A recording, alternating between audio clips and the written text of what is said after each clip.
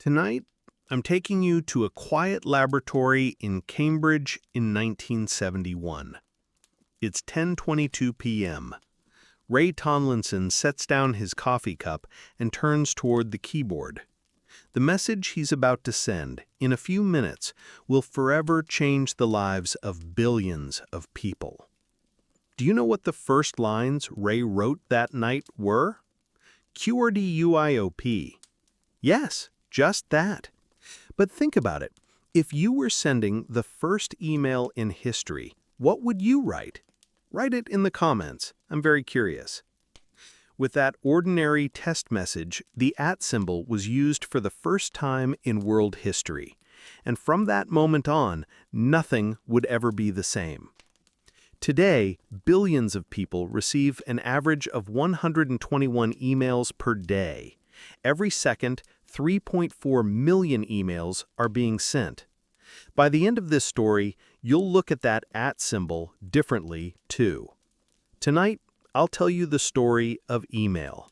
This isn't just the story of a communication tool. This is the story of how a simple symbol connected the world together, how a test message shaped the daily routines of billions of people. The calm and contemplative journey of how patience and simplicity transformed the world of technology. In 1969, in Cambridge, America's technology center, during the tense years of the Cold War, a revolutionary project that would change the world was being launched. ARPANET. This network was designed to enable information sharing between universities.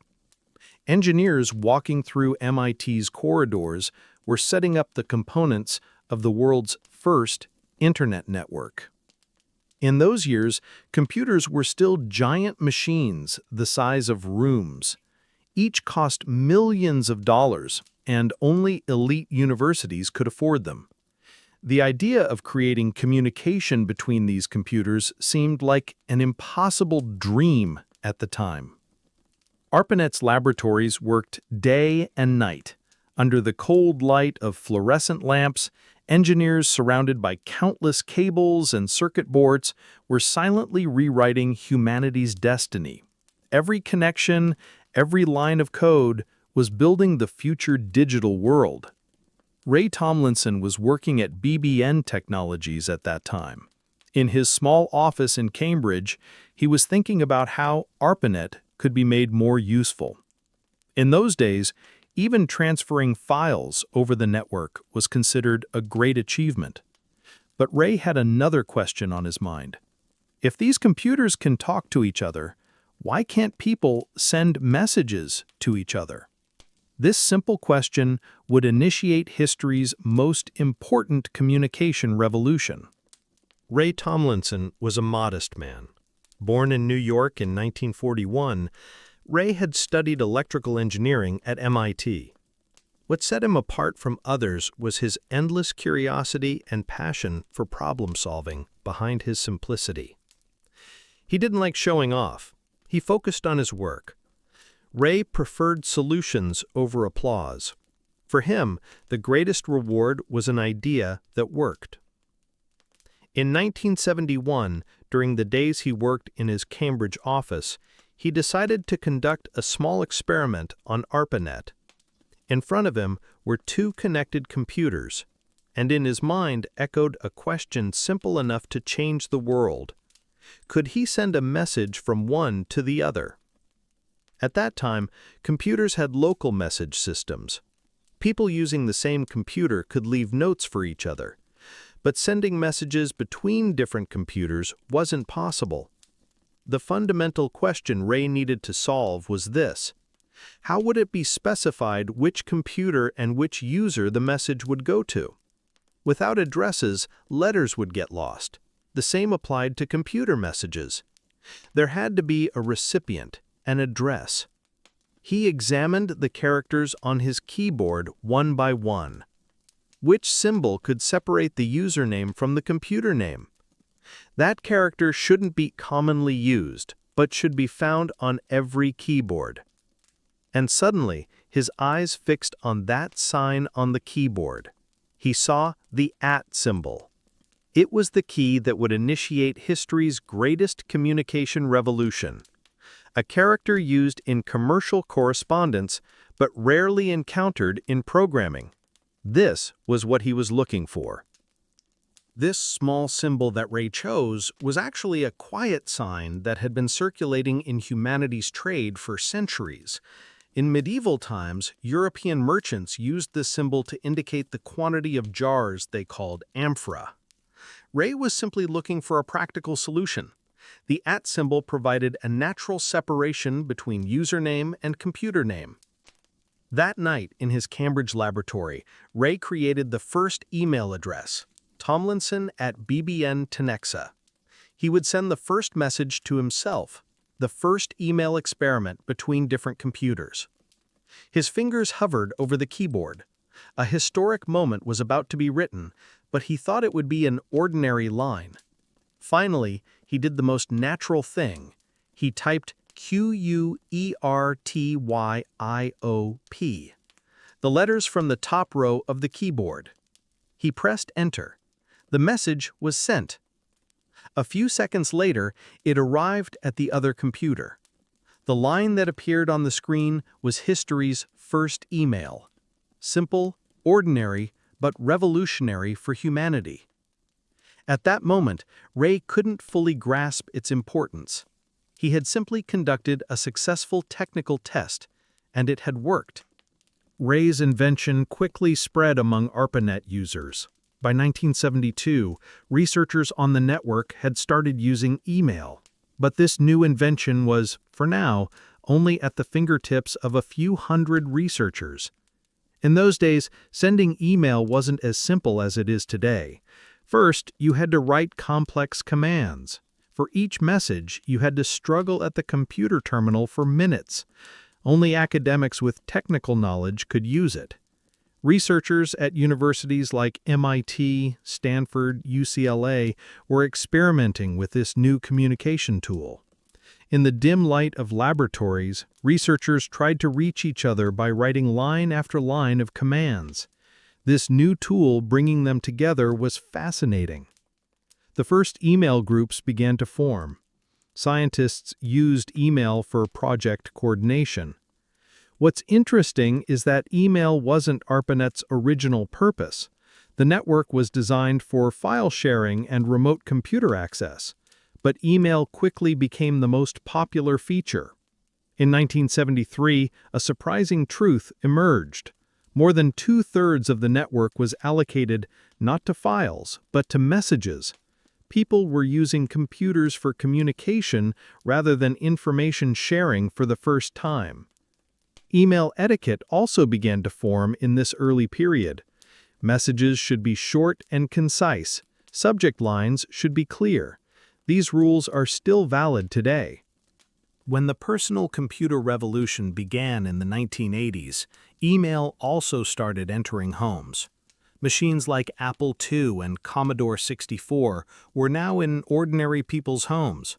But while the light from screens filled homes, inboxes were still empty. The first email programs were almost skeletal. There were only words. They worked with the mail command and could only send text messages. There was no graphical interface. Everything was done from the command line. During this period, bulletin board systems, or BBS, became popular. Users connecting via modem through phone lines could message and share files.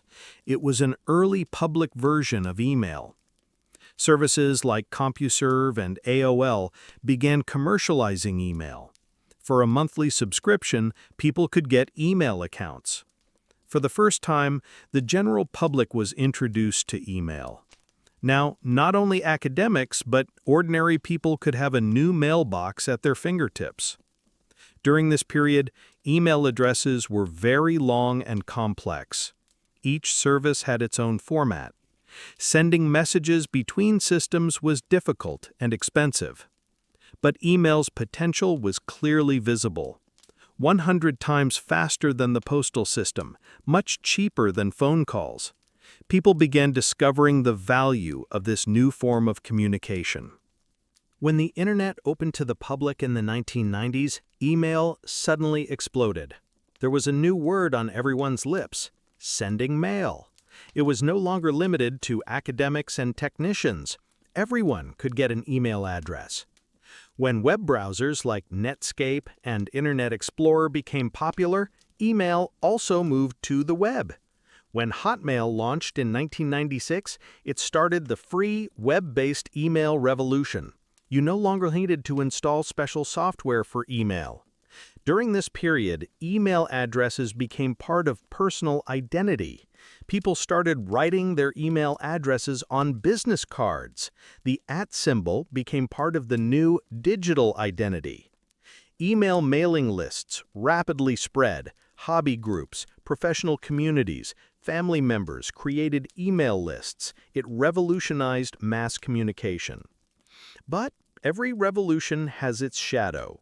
Email's dark side also began to emerge slowly.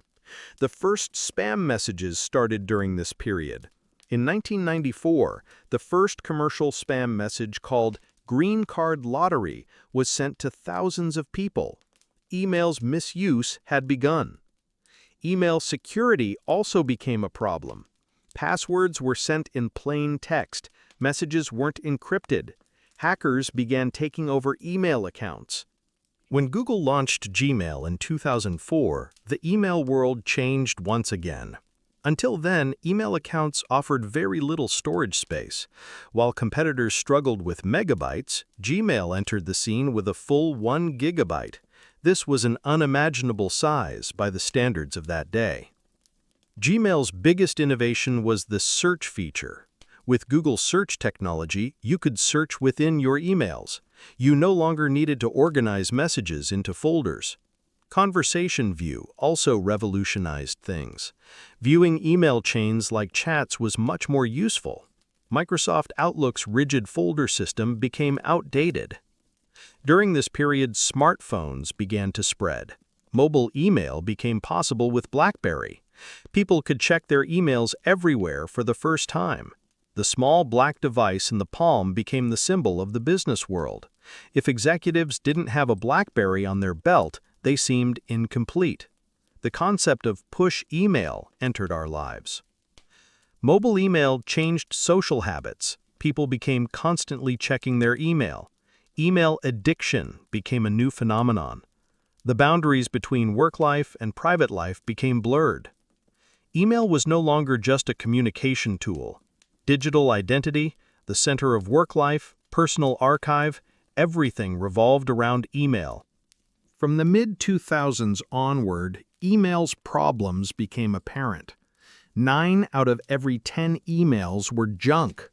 People's inboxes were filled with digital noise rather than useful messages. Phishing attacks became widespread.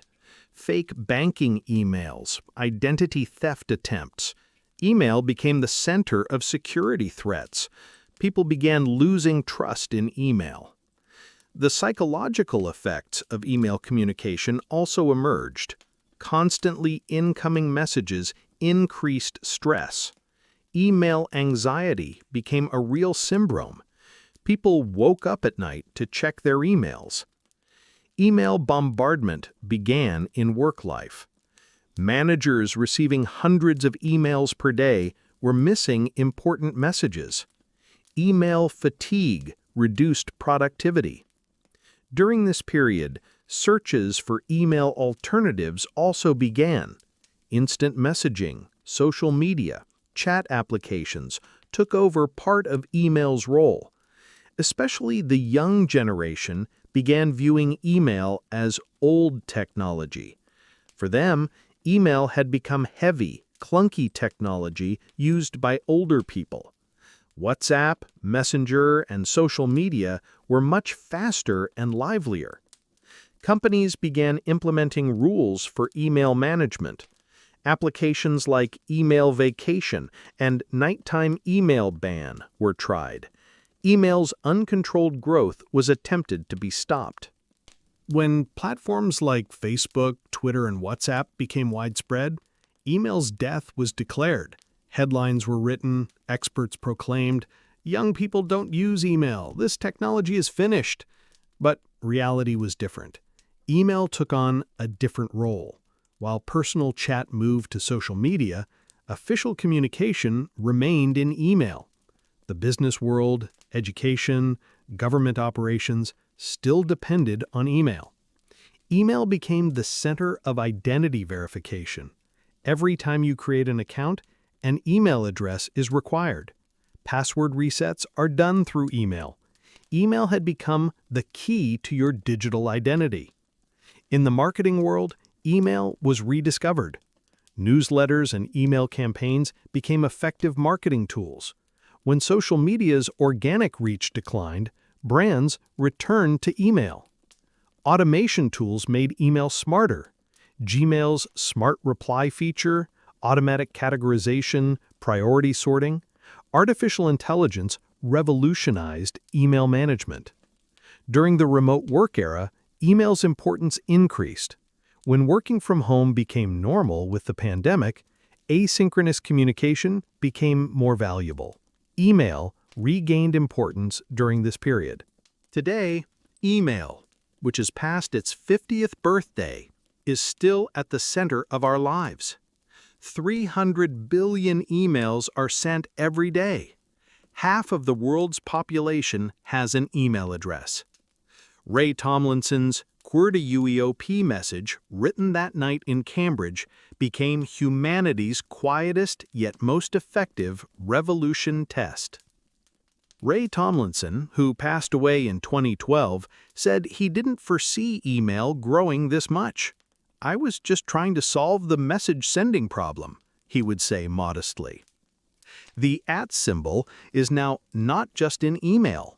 From tagging users on social media to referencing in programming, it has become the universal sign of digital communication.